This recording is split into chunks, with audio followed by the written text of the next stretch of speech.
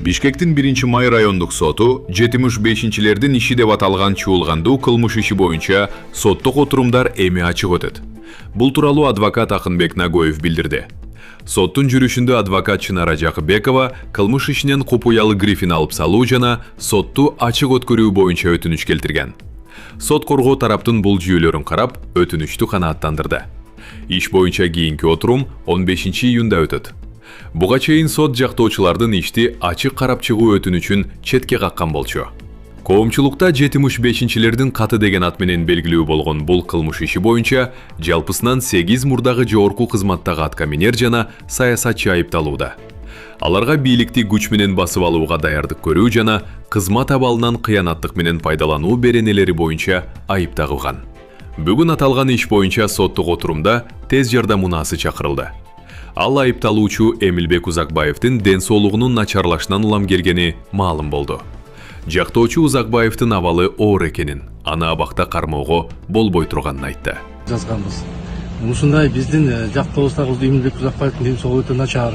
Ушундай биз соттук медициналык экспертиза боюнча өтүнүч келтирсек каралбай атат десек, генеральный прокуратура болсо ошол тергөө кызматына кайра биздин жазган өтүнүчтү жиберип коюп атат. Бул мыйзамга каршы келет, себеп дегенде 123-124 беренесине ылайык генераль баштык прокурор өзү ошону чечиш керек болчу дагы, эки чечим чыгарыш керек болчу. Же канааттандырыш керек, же канааттандырыш калтырыш керек. Жок, андай чечим чыгарбай туруп, мыйзамсыз тергөөгө жиберип койду. Эми ошол мыйзамды тергөөгө жибергенден кийин биз дагы жаздык. Анда тергөө тобун вообще четтетүү боюнча, отвод боюнча десек, аны дагы тергөөгө жиберип койду. Ошон үчүн бүгүн Бишкектин 1-май райондук сотунда 11-июнда улуттук коопсуздук боюнча мамлекеттик комитеттин Бишкек башкармалыгынын мурдагы башчысы Элдар Жакыбековдун, балыкчы ички иштер бөлүмүнүн мурдагы жетекчиси Чыңгыз Төкөлдөшовдун, УКМКнын мурдагы кызматкери Сыдык Дүйшөнбиевдин жана спорт коллежинин директору Айбек Ташматовдун дөгө чарасы каралды. Сотко алынып келинген Сыдык Дүйшөнбиевди видеого тартууга коштоп жүргөндөр тоскоолдук кылышты.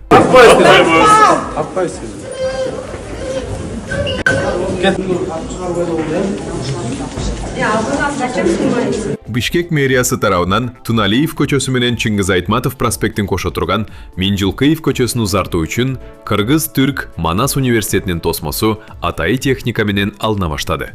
Соц тармакка тараган видеолордун жеринде пикир келишпестик орун алганын, бир жаран техниканын жолун тороп, бузууга каршы болуп жатканын көрүүгө болот.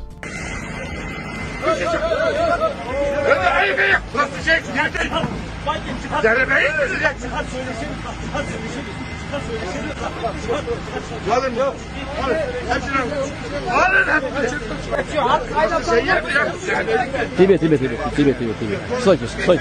Тебе, görünlü. Тебе, отойди, пожалуйста. Мукашич, тебе. Ну-ка посмотрим, мне кылат, тебе. Да. Kağıdın nerede? Şunu çek. Deme. Selamun aleyküm. Kağıt nerede? Nedir başkan bu, nedir?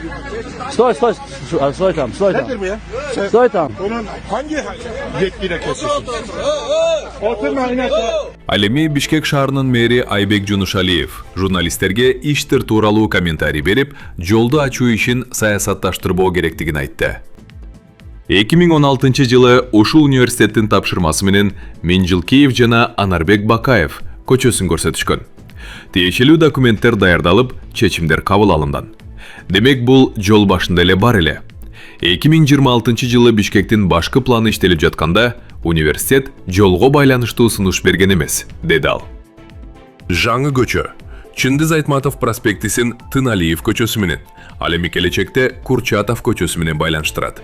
Мэриянын пикиринде бул Ахунбаев жана Жайыл Баатыр түштүк магистраль көчөлөрүндөгү унаа тыгындарын азайтууга, ошондой эле аталган аймактары транспорттук каттамды жакшыртууга шарт түзөт. Жолдун бир бөлүгү Кыргыз-Түрк Манас университетинин жээги менен өтөт.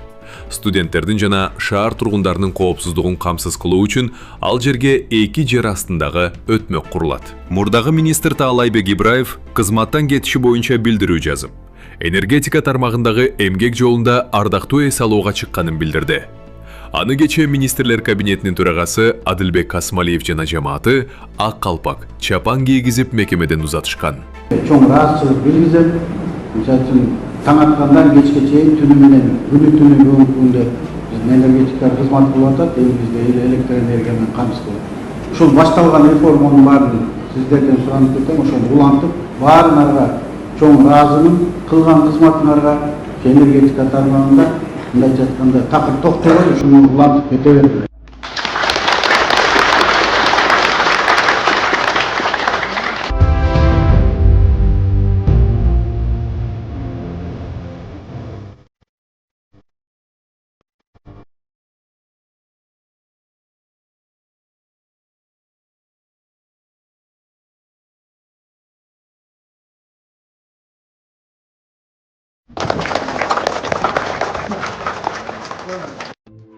Мен мамлекетибиздин энергетика тармагында кызмат өтөгөн жылдарымды чоң сыймык менен эстейм.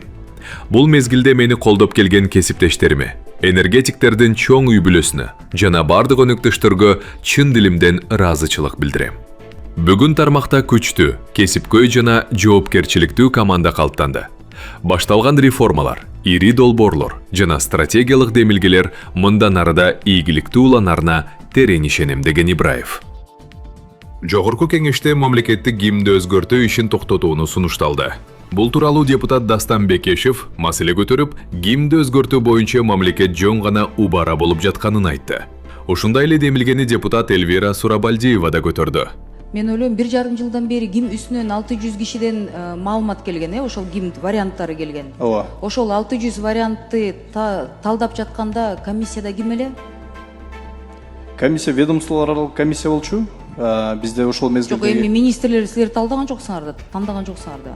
Жалпы ал жерде мамлекеттик катчынын төрагалыгынын астында министрликтен, ошол эле жогорку кеңештен депутаттар кирген, композиторлор кирген, коомдук белгилүү композиторлор катышкан, туурабы? Катышкан, албетте. Ушул маселеге тиешелүү адамдар да, маданият жаатындагы адамдар. То есть бул депутаттар тандаган жок, министрлер тандаган жок, Профессионалдар бар болчу. Мен эмнеге кесиптештеримдин сөзүнө кошулам, анткени 1,5 жылдан бери вариант тапкан жоксуңар. Мындан жакшыраак вариант табылган жок. Анда сиздер саясий чечим кабыл албасыңар, анда бизге уруксат берсеңиздер, парламент саясий чечим кабыл алып, анан силердин да уурагаңарды, элдин да мындай түшүнбөстүгүн мүмкүн ошол менин кесиптешим туура айтып атат. Мүмкүн ошол түшүнбөстүктөрдү мурда 1,5 жыл мурда туулуп калса керек да. Анан 1,5 жыл ортосунда вариант табылган жок. Эч кимди кууратпай эле, анда парламент саясий чечим кабыл эле буну каршы токтом менен эле жокко чыгарып, силерде жумушта олтура, бизде жумушта олтура, андан көрө маданият жаатына жакшы президентибизди жаманаттоо кылбаган. Мамлекет башчысына деле бул сөз тийип атат болуш керек. 1,5 жылдан бери кандай адамдар маданият министрлигинде иштейт, бир гимнди жаза албаган деп. А бирок 600 вариант тандап албасаңар, значит, действительно лучший вариант болгон жок. Сөзүн ачыгы. Кандай дейсиздер? Биз узарттык, жаккан жок, конкурстун комиссиядан өткөн жок. Демек, андан жакшы табылган жок да. Давайте ошондон лучше жумушту токтотуп койбойлу. Зачем мөөнөттү узартып? Ну, вы уж извините, мы занимаемся не тем, да, не той вещью. Жөн эле, грубо не хочется говорить, но просто так мы тратим время на это, да. Сураныч, ошон токтомду четке кагып койбойлу. Ошол менен жумуш бүтөт да уже. Гимндин тексти менен музыкасынын жаңы редакциясын тандаган комиссия ушул жылдын 1-июнуна чейин жогорку кеңешке сынактан жеңген 3 вариантты сунушташы керек болчу. Бирок жакшы вариант аныкталбай, комиссиянын ишин 1 декабрга чейин узартуу сунушу берилген. Мамлекеттик гимнди өзгөртүү демилгесин жогорку кеңештин мурдагы төрагасы Нурланбек Тургунбек уулуна таандык. Ал 2024 жылы Кара-Кыргыз автоном облусунун түзүлгөнүнүн 100 жылдыгына арналган иш-чарада мамлекеттик гимнди баары омоюрдагандай деңгээлде болушу керектигин айткан. Таштыбы айылынын жаштары Ташиевдин УКМКсы жалган жала менен камаган балдар боюнча президентке кайрылышты. Алардын айтымында 2024 жылдын июль айында УКМК кызматкерлери өкүмзордук кылып, уртокмокко алып, бийликти күч менен басып алуу беренеси менен Аламүдүн районунун Таштыбы айылынан 4 баланы 1995 жылы туулган Кудайбергенов Бакай Абылабекович, 1979 туулган Балтабаев Бактыбек Кадырбекович, 1995 жылы туулган Садыралиев Абай Бектурсунович жана 1999 жылы туулган Мусаев Эсен Жаныбековичти кармашкан. 2 жылдан бери СИЗОдо отурушат. Аларды УКМК кызматкерлери аяосуз уруп сабашкан. Катуу жаракаттануулан балдардын бири учурда операцияга муктаж. Бирок Аламүдүн райондук соту эч кандай далили жок 7,6 жылга эркинен ажыратуу чечимин чыгарган. Учурда Чүй облустук сотунда иш каралууда. Жаштар соттун адилеттүү болушун президент өз көзөмөлүнө алып койсо деп суранууда. Ассаламатсыздарбы? Ассаламу алейкум. Биздин кайрылуубуз бул Таш Төбө айылынын жаштарынын атынан ушул биздин кайрылуубуз президентибиз Садыр Нуркожоевич Жапаровго кичине ушу президентибизге бир акыйкат издеп кайрылып атабыз Таш Төбөнүн жаштарынын атынан. Мындан 1 жыл мурун кичине 2 жыл мурун бизде кичине ушу айылда кичине окуя болуп кетип, биздин жаш балдарыбыз патриот Кыргызстандын желегин көтөргөн жигиттерибизди кичине туура эмес кармоо эмеси менен кармап кетишти. Эме айтып берип койсунчу. Садыр Нуркожоевич ал жигиттердин иштери боюнча акыкатсыздык болуп, УКМК кызматкерлеринин тарабынан баштоолор жүргүзүлүп, болгон тараптан, судья тараптан дагы бүт акыкатсыздыктар көп жүрүп атат. Азыр кыйноолорго ошо балдар кыйноолорго алып, бирөөсү операцияга да муктаж болуп турат. Жарым жылдан бери же операцияга чыгара албайбыз, же алар жөнүндө эч нерсе, эчтеке биле албайбыз. Бүгүнкү күндө 2 жыл болуп келип, 2 жылга жакындап калды ушу СИЗОдо отурушкандарынан.